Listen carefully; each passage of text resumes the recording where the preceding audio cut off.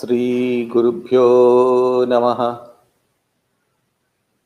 Harihi Om.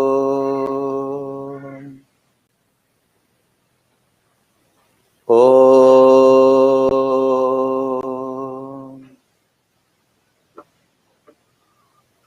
Om.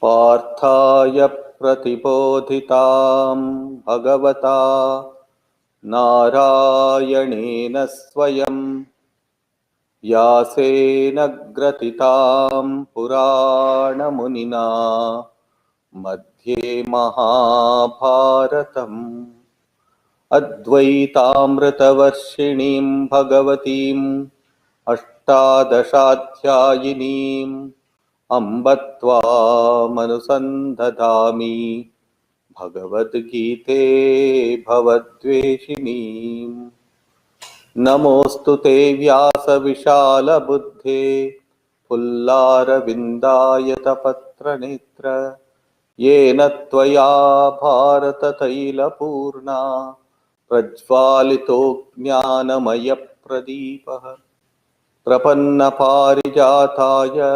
Totra-vetraika-pānaye Jnana-mudraya Krishnaya Gītāmrita-duhe Namaha Sarvopanishado gavo dogdha gopalanandana Partho vatsasudhir bhokta dugdham Gītāmritam mahat Vasudeva sutam devam kamsachanūramardanam Devaki paramanandam Krishnam vande jagadgurum Bhishmadronatata jayadratajala Gandhara nilotpala Shalyagrahavati kripena vahani Karnena velakula Ashwathama vikarna ghora makara Duryodhanavartini Sottirna khalu pandavairana nadi Kaivartaga keshavaha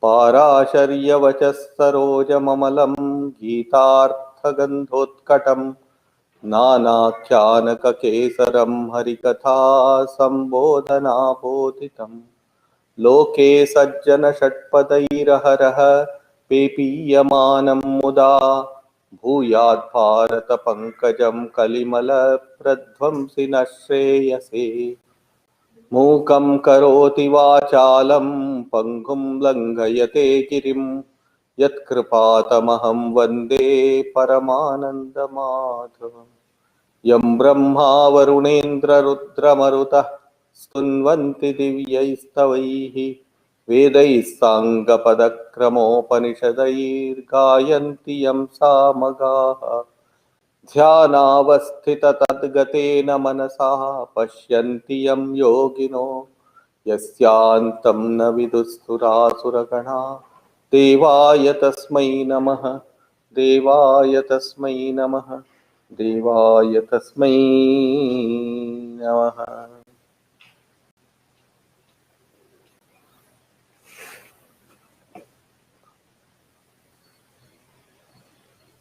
Welcome to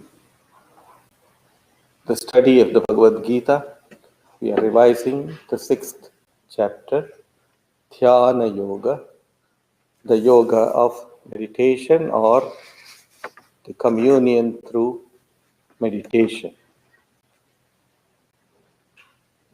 We were studying the 33rd to 35th verse, wherein Arjuna asks a very pertinent question which is very useful to us all. Yoyam yogastvaya proktaha. In the 33rd verse, Arjuna says, O Krishna, you have spoken to me, to us, through him to us. You have spoken to us about achieving the state of Samya. Samya is of sameness or of balance. I can understand that. As a theory, Yes, I know it. Arjuna was a great warrior, and he was also a person who had a lot of control over himself. Yet, he is asking this question that you are philosophizing and then you are talking about it, about being of sameness and all that. But my mind itself, which is the tool by which one reaches to that state of sameness, that itself is faulty. That itself is not able to function properly. Chanchala. Why? Because of chanchalata. Chanchalata means of vagaries of the mind. Flickering. Chanchala means flickering or the vagaries of the mind. Chanchalam hi mana Krishna. In the 34th verse he said, O Krishna, the mind is indeed very chanchala. It is very flickery. It is very flimsy as well. Pramati balavadam. See, it is pramati. It is liable to violent agitation, just like the washing machine does. It agitates so much so that all the dirt and dust is removed. Pramati. Tasya aham nigraham mani. Sometimes we are all victims of this state of mind. Sometimes the mind is relatively calm, and sometimes, despite all our efforts, the mind just goes haywire. We cannot sit, we cannot stand, we cannot walk, we cannot lie down, can't do anything. The mind becomes so very turbulent, so very restless. And so Arjuna says, this is the state of our mind. Pramati, Balavat, it is so strong that it takes you away from your roots, as it were. Dridham, also it is so adamant, it doesn't want to be controlled at all. Dridha. Tasya, I feel that to control this mind is as difficult as trying to catch air. You can't catch air with the hand. You need a special tool or an equipment to do that. So it is like that. So with this as the basis, Sri Krishna says in the next verse, 35th verse, Asamshayam Mahabaho. In one sloka or one verse, Sri Krishna, he, as it were, talks about the whole gamut of psychology. In the first place, he says, Ashamshayam Mahabaho. I understand you, Arjuna. Undoubtedly, it is very difficult to control the mind. As you have correctly pointed out, it is as difficult as controlling the air. But in the next line, he says, but two refers here to the possibilities. We have infinite possibilities. The mind also has infinite possibilities. We are only not giving the mind enough education. We are not giving the mind enough learning to repair itself. That is all that we are not doing. So he says, tu means, but do not think that it is impossible. Nothing is impossible. Now, according to Hindu psychology, yoga psychology, mind is matter. And matter can always be controlled, it can be tamed by energy. Energy can control the matter. For example, the electricity, the bulbs that we have here, the globes that we have, it can be controlled. The globes are material, as it were, and the energy is behind it. and we can either switch it on or we can switch it off. There is that possibility over there. So do not say that my mind is so restless I cannot meditate. My mind is restless and I cannot progress in my life. Do not say that. That's what Sri Krishna says. Yes, I understand. It is difficult and but it is not impossible. It is possible. This assurance is being given by just using that one letter or one word, to. But he says, I will give you a formula how you can control your mind. And he gives the formula here. Abhyasena tu kaunteya vairagyena cha grihyate. Abhyasa and vairagya. Abhyasa means practice. If you take the etymological meaning of it using the Sanskrit grammar, abhi plus asa is abhyasa. Abhi means to go towards. Abhi means to go towards or even go upwards, not backwards. Abhi. And then asa. Asa also has got two meanings. One is asa means to sit. Asana, we call the seat as asana. Asa also means, if we take it as asa, abhi asa, then asa means to throw. Throw forward, that is one meaning. Or to go forward and be established in itself, as it were, to be seated properly. Properly going forward, not backward. So that is the idea. Abhyasa is, what you are doing is, you are going forward. Onward and onward, O soul, go onward, says the Upanishads. We have to go.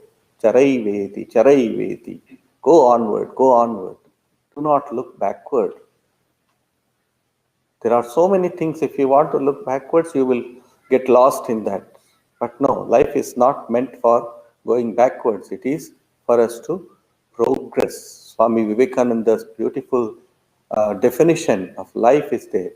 Life is the unfoldment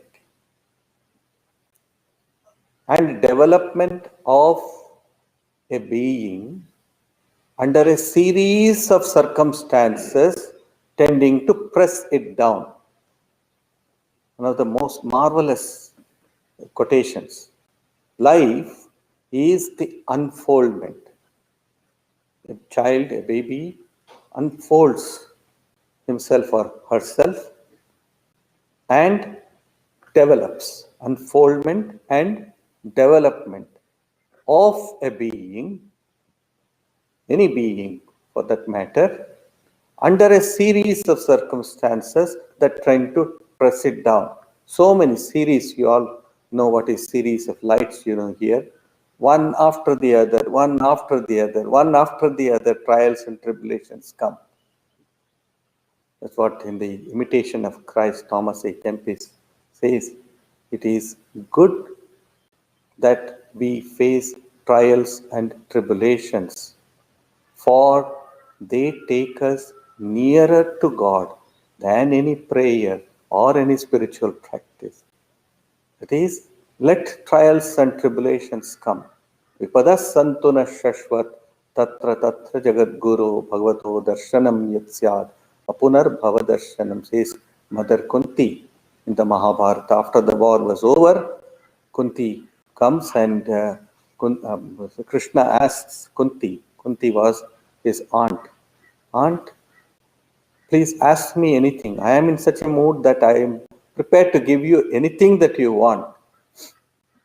So Kunti folded her hands and said, Oh Krishna, if you want to give me something, give me more and more of difficulties. Who can ask that unless the person is of a very high stature? Vipadah santu. May trials and tribulations befall me again and again, Shashwat, at all times. Why? Bhavato darshanam yat syat. When I am in trouble, then I cry out, "Oh Krishna, help me." Only when I am in trouble. When I am well and hale and hearty, I don't want to seek you. It's only when I am in trouble that I seek out. I cry out for you. And bhavato darshanam etsyat. When I do that, what happens? You reveal yourself to me. Because you cannot bear the difficulties of your devotees. You cannot bear it. Therefore, you come and hold the hand. So that is what I want. So anyway, he says here, asamshayam abhyasena. Abhyasa is to go towards, go forward and forward. That means repeated practice. Abhyasa is, another meaning is repeated practice. Practice, practice, practice. There is no shortcut for success. At least spiritual success. In spiritual success, there is no shortcut. Abhyasa. You have to practice this. Abhyasena. I will come to a little greater detail of these two words that Sri Krishna uses over here. Abhyasa. And then Vairagya. Vairagya is dispassion. Another meaning of Vairagya is renunciation. Vairagya also means sacrifice. These are the three different meanings of this term Vairagya. It's a very loaded word, as it were. So there is this great power in practice. First of all, Abhyasa. Janma koti chirapyasta rama samsara vasana. You know, this tendency to suffer, yoga, in the Yoga Vasishta, sage Vasishta is teaching Sri Rama. But there he says, Janma koti chirabhyasta. You know, all the desires, etc., that sometime prop up within you without notice. You wonder, where did all this come from? Where did all these difficulties come to me? Where did all these desires come to me? So Vasishta says, Janma koti chirabhyasta. This has come from millions of births. Through practice of millions of births, these vasanas or these desires have arisen. Patanjali, when he is commenting upon yoga, how to control the mind, he also uses the same method. And he says there, Abhyasa Vairagyabhyam Tan Nirodha. Through practice and through dispassion, one can really control oneself. One can really achieve to that success. And he further qualifies this, or he defines this Abhyasa. Tatra sthito yatnaha abhyasaha.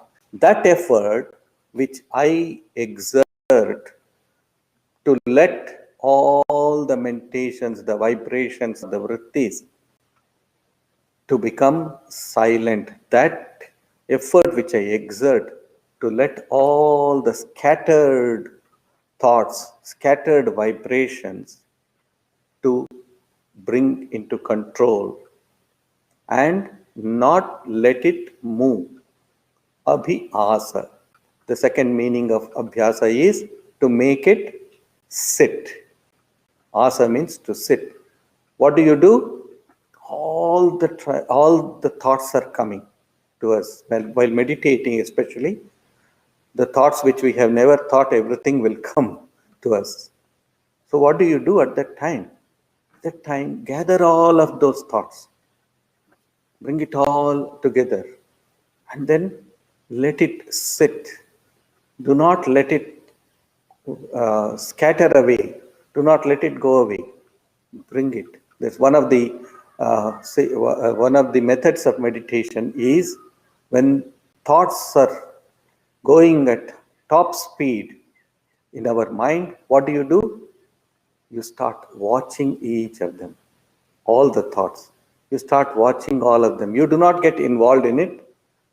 You just watch how they are coming and where they are going. You just watch them. Slowly and slowly, what happens? All the thoughts become concentrated, as it were. They all come together. Just like when a child is running around here and there, instead of telling the child not to do that, you just watch and observe the child.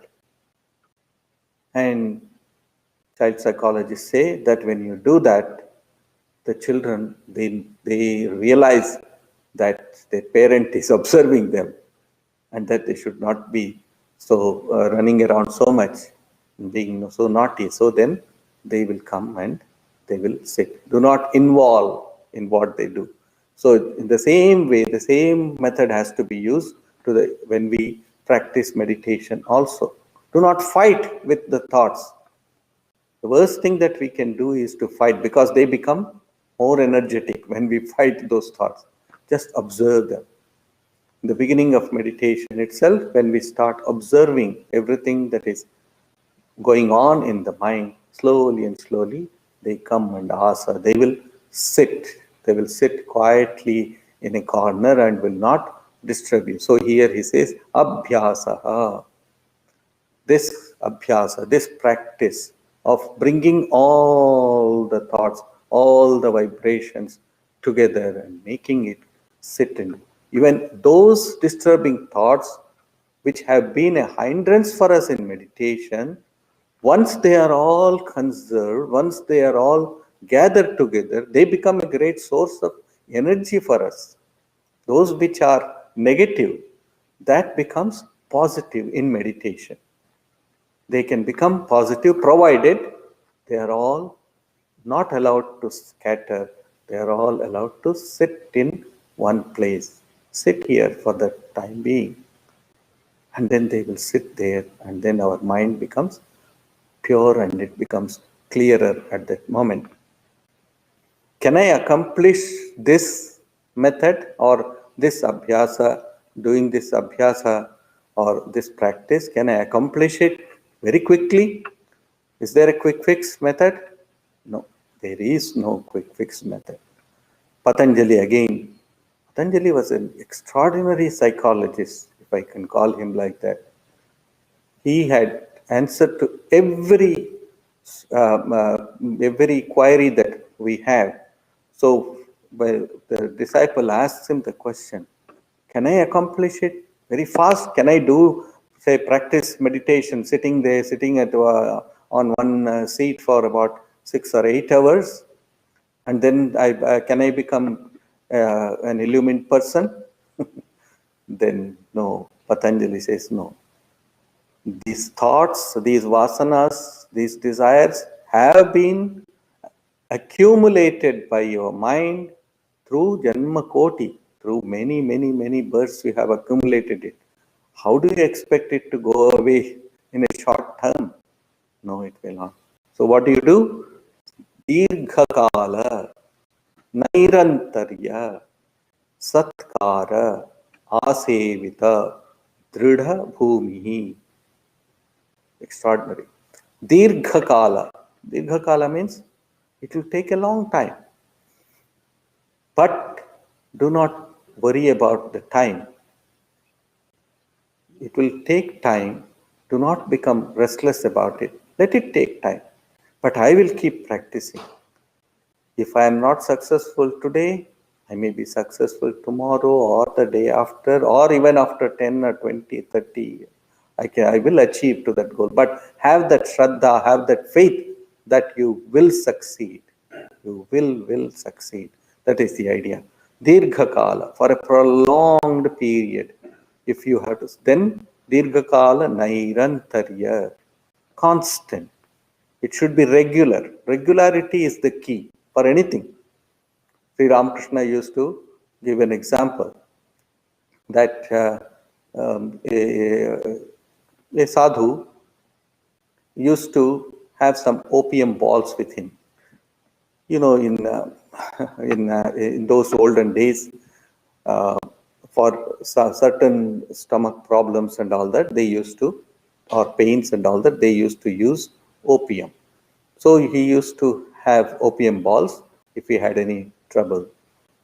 So one day he threw out, or one day from out of his hand, one of the opium balls, it fell outside the hut where he was sitting.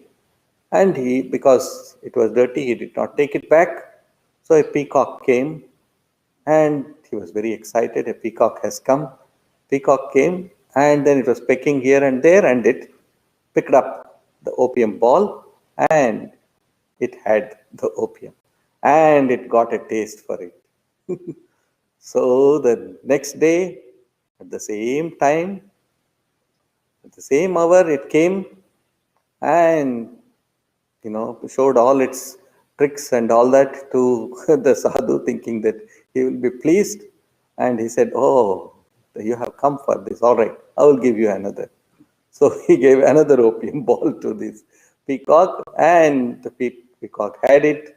And every day at the correct appointed time, it will come, and the sadhu would feed him with the opium ball. So Sri Ramakrishna says that is how the mind is. If you give the mind you can call meditation an opium if that if that pleases you. So you can sit there at the correct hour, at the correct time. If you can appoint and correct time and hour, the mind will naturally come and sit there. And if it doesn't do it on that particular day, the mind will become restless. But do not let it go away.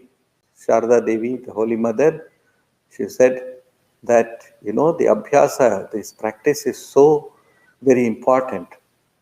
She said she used to wake up at 3:30 in the morning, and she used to go to the Ganges and have her bath, ablutions, and then come back to her room. And from 4 o'clock onwards, she will sit and meditate till the daybreak or till 6:30. That was her regular routine. Sri Ramakrishna had told her to practice japa and meditation, and she used to do it. Now it was winter, and then one day she said, "Oh, it is very cold. Moreover, the sun is going to rise late in winter. So let me delay. Let me wake up a little later." So she slept over, and then when she woke up, it was almost 5 o'clock or 5:30, and then she went and she came and started sitting for meditation, but she had less time for meditation, and because after that she had to serve the breakfast to Sri Ramakrishna. And this went on for several days. After a few days, she realized, "Oh God, what am I doing? I used to meditate for 3 hours, and now I am meditating only for an hour. No, I will not let the mind take its course." So she went back to her practice of waking up at 3:30 a.m. So that is to say, the mind, once you give it something, when you give it a regularity, it will just try to maintain that very regularity. So that is what it is. Yatna dirgha kala nairantarya. It should be constant. Satkara asevita. Satkara. Satkara means you treat it with great respect. The practice that you perform, treat it with great respect. Somebody will say, "Oh, there is a better practice than this. There is a better way of doing meditation." No, no, no. Just adapt to whatever path that you have undertaken. Do not go window shopping for in spiritual practices. No. One guru today, tomorrow another guru, and another guru after day, and later you will not have any spiritual practice at all. So nairantarya satkara asevitaha. Drida Bhumi. If you do this, Drida Bhumi, you will be established on a firm footing. Drida Bhumi means on a firm footing, on a firm ground. Drida Bhumi. So prolonged period, constant, and with Shraddha, with great respect and devotion, then we need to practice this with great. And then Patanjali also wants Mrudu Madhyadi Matratvat Tatopi Visheshataha. Says, if the effort is not intense, if the effort is not sincere, then the success also will not be sincere. It will also be mild. If you put in 50% of effort and expect 100% gain, it will not happen. Only if you put 100% effort, then only can you get back 100% success or 100% gain. Therefore, see, Patanjali has given us all of these formulas, so to say. Only practice is also not sufficient. That's what Sri Krishna says. Abhyasa is okay, but then you should have the sense of sacrifice also. You should have the sense of sacrifice also. You should be able to give up things that are not necessary, non-essential. When we were students, we used to study in economics that, there are two things. One is the essential and the other is the non-essentials. So essentials have to be kept up, whereas the non-essentials, if they are not important, if they can be spared, just leave it away. Leave it away. So that's what he says. Practice is not sufficient, but one must have this vairagya, that is this sacrifice. What is vairagya? It is also a loaded word. V plus raga is vairagya, viraga.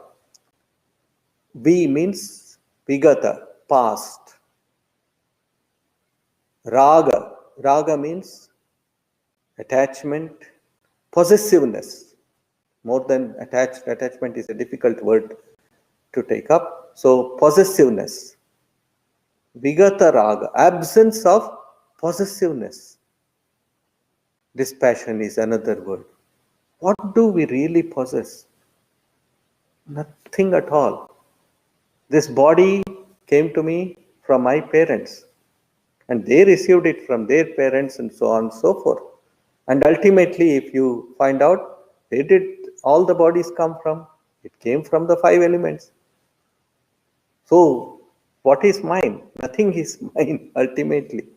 And then we hold on to something and think, this is mine, that is not mine, that is yours, and so on and so forth.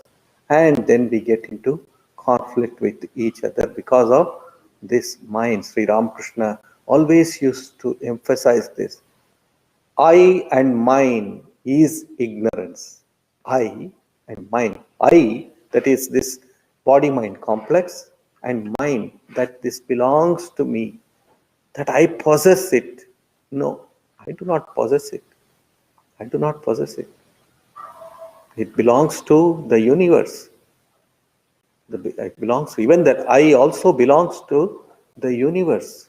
It is the super I or the supreme I that has manifested as this little I about which I am aware of. There is much, much more than what I am, as apart from the body and mind. I am everywhere. Sri Krishna talks about it in the later chapters. I am present everywhere at all times. So, viraga is this possessiveness must be given up. Swami Vivekananda, in one of his poems, said, let the dead bury past its dead, and you go on. You go on. See, let the past be gone. It is past. Therefore, do not worry about what has happened. Then, when you do this, then the mind will not dwell on the objects of either enjoyment or of suffering also.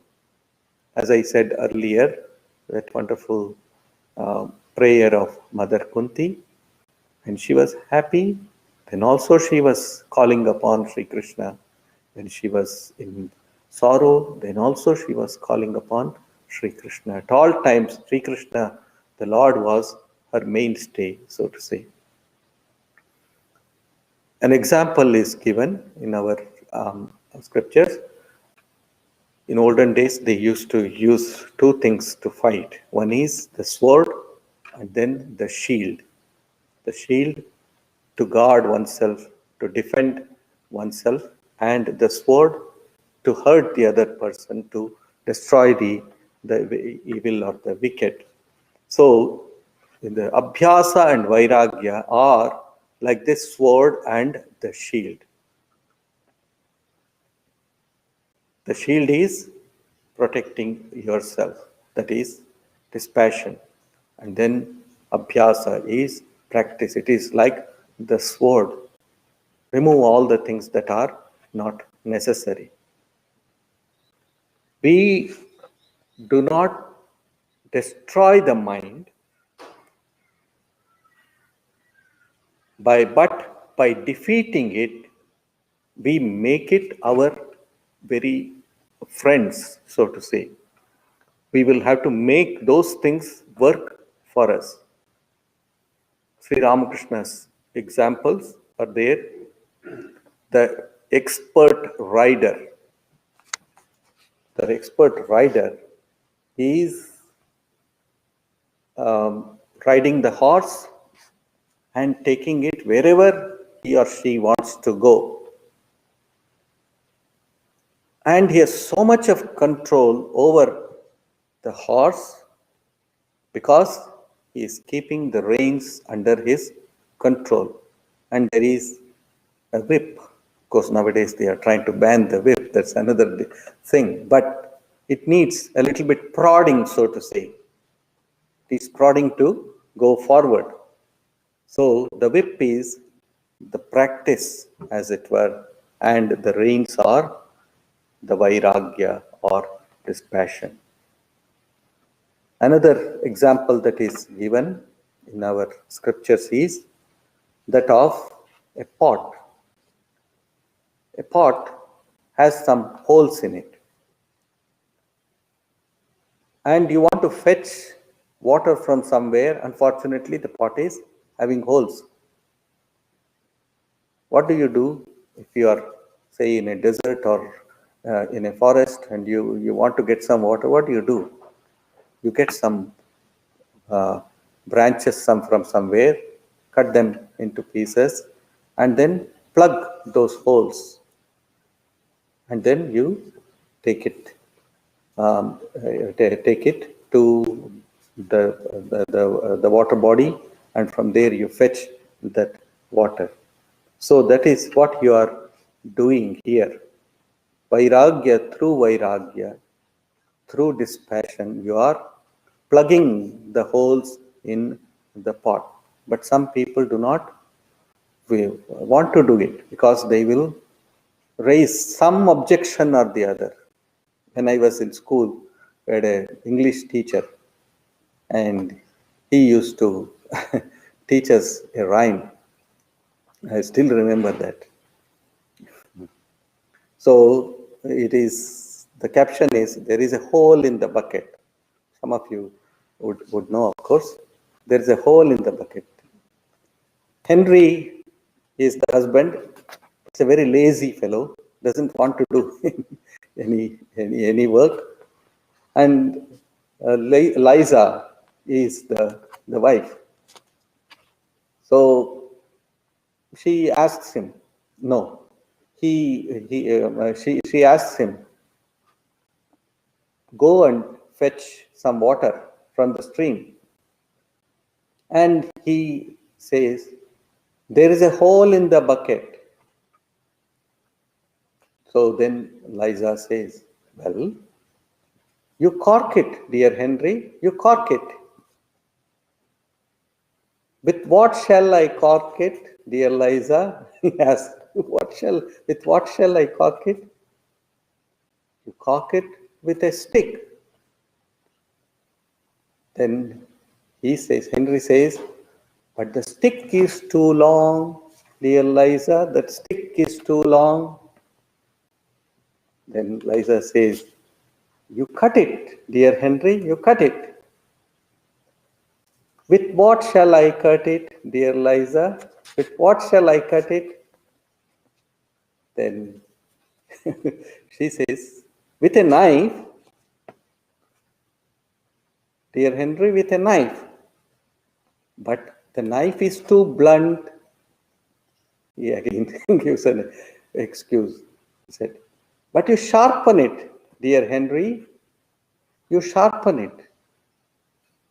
With what shall I sharpen it? With a stone, dear Henry.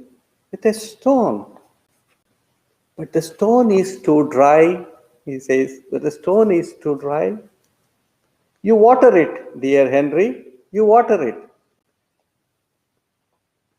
With what shall I water it? With a bucket, dear Henry. But there is a hole in the bucket. So that's how we are. So when we are asked to perform any spiritual practices, our mind is like the Henry. It's trying to find some excuse or the other. Oh, today my back is hurting a lot. Or today I'm very tired. This is how we give excuses. So Patanjali says here, no, you need to have this vairagya and abhyasa. You need to cork it definitely. How to get this vairagya? That is the question that is asked by the spiritual aspirant. Dosha drishtya muhur muhuhu. Dosha drishti. Within our own personality, within our own being, as it were, the likes or the dislikes, I like something or dislike something, it occurs in two ways. One is I like something because I remember something in the past that was very enjoyable. Therefore, I want to have it. That remembrance, smriti, that remembrance is there. Therefore, my mind becomes restless. I want to get it. I want to get it. I want to have it. And the second, Patanjali says, is shruti. Smriti and shruti is hear or listen to others who have experienced joy or sorrow for that matter, or when we read or when we see something, the scenes that is pertaining to such things, these create another tendency within us, another vibration within us, as it were, to either love or to hate something. So Shankaracharya, commenting upon this, he says, Vairagyam nama drishta adrishteshu bhogeshu dosha darshana abhyasat vaithrishnyam. What is dispassion? What is real renunciation or dispassion? Seeing deeply. These are very valuable words. Seeing deeply into the seen or unseen situations or objects of desire. Seen is that which I remember from the past, and unseen, that which I have heard but I have not seen it. Seen or unseen situations or objects of desire, and recognizing their futility in the path of our progress. I see something very beautiful. I see something very attractive, and I want to possess it.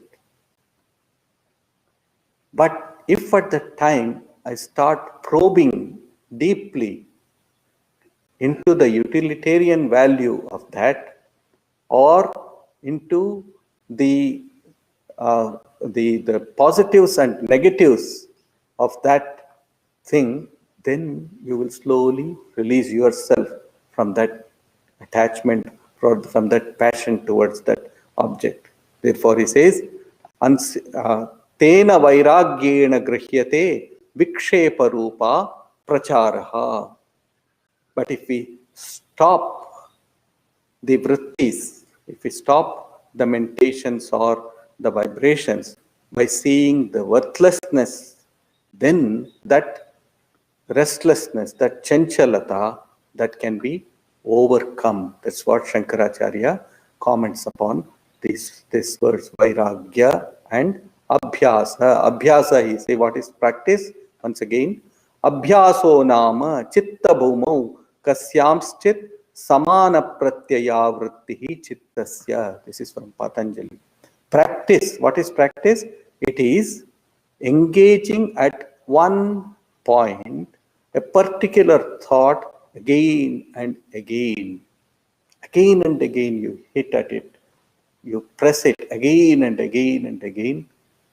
Even great rocks, when droplets of water fall upon the rocks, they give way, so to say.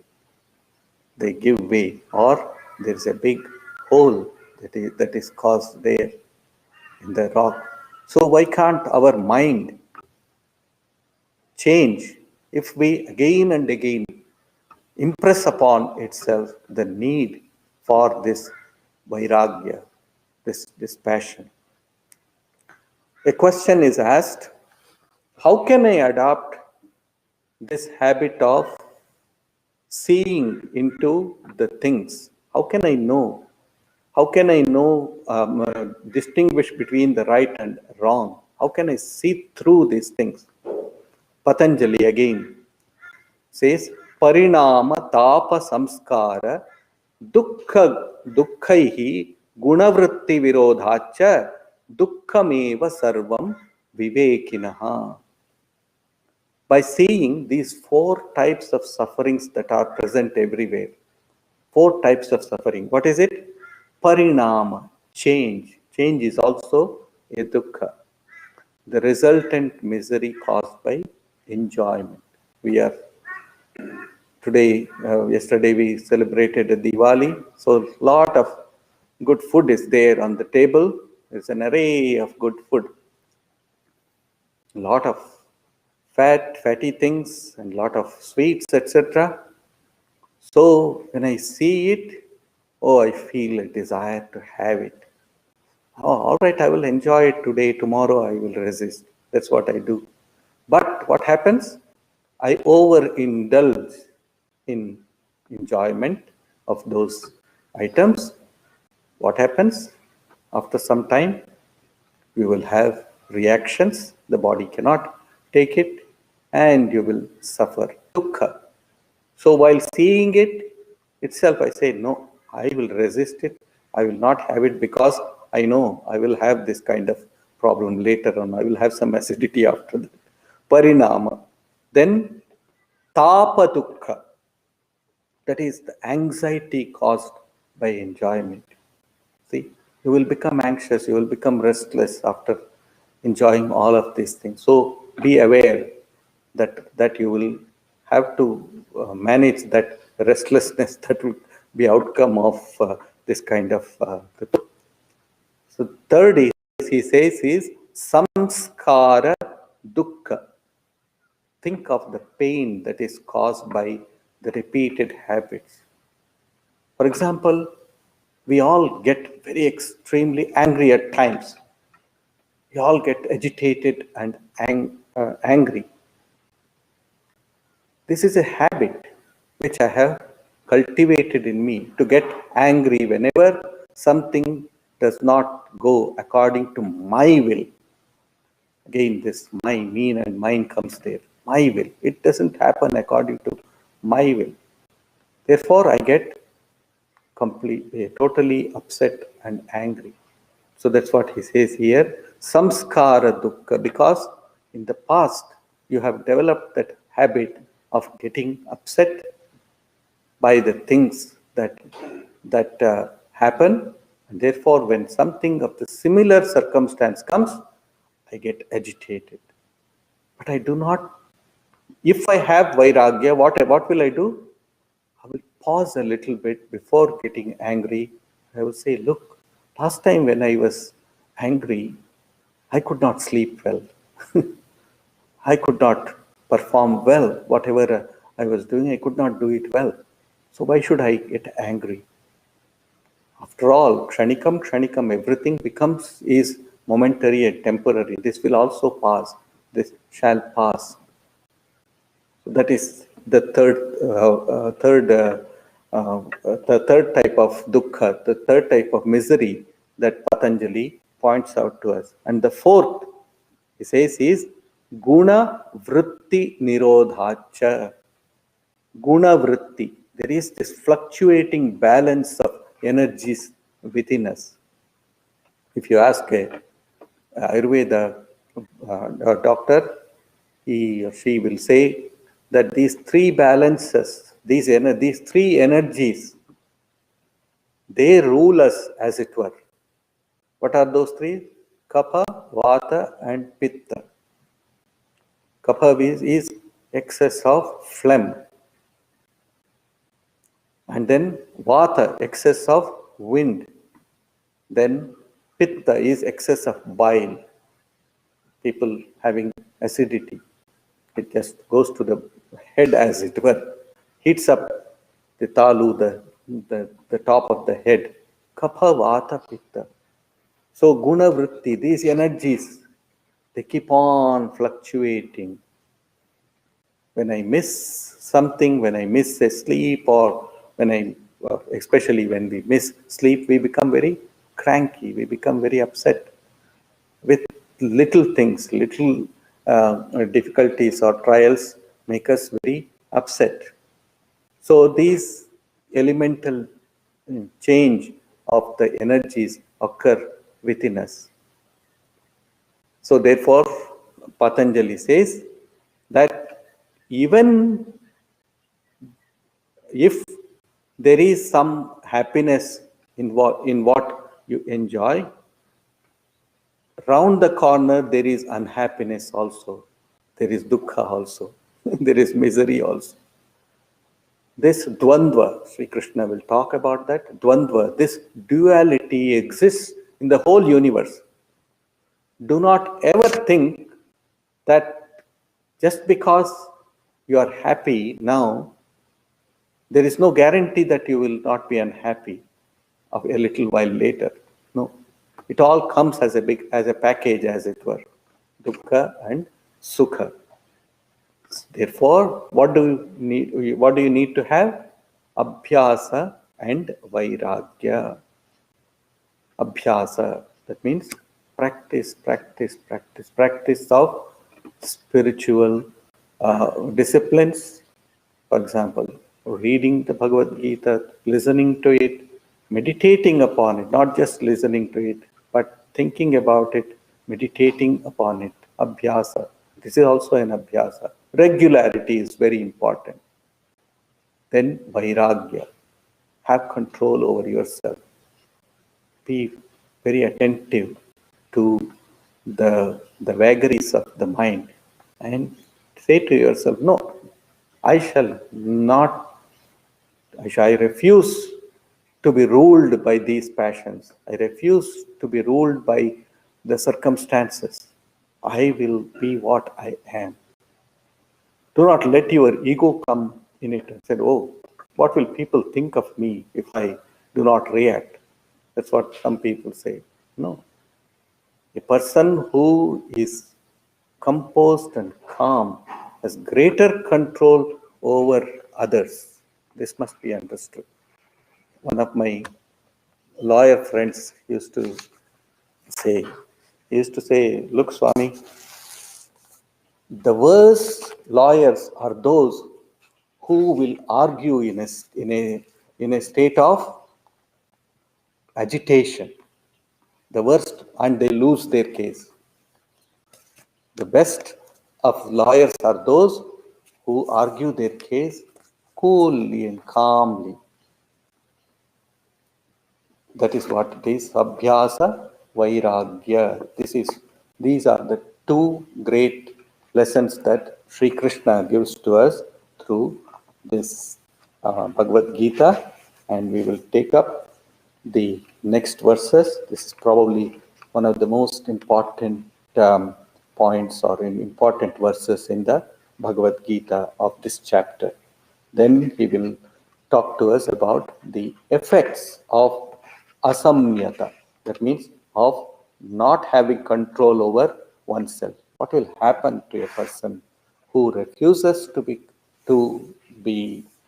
calm, who refuses to be controlled, who lets his senses wavered as it were, who gives a free rein to them.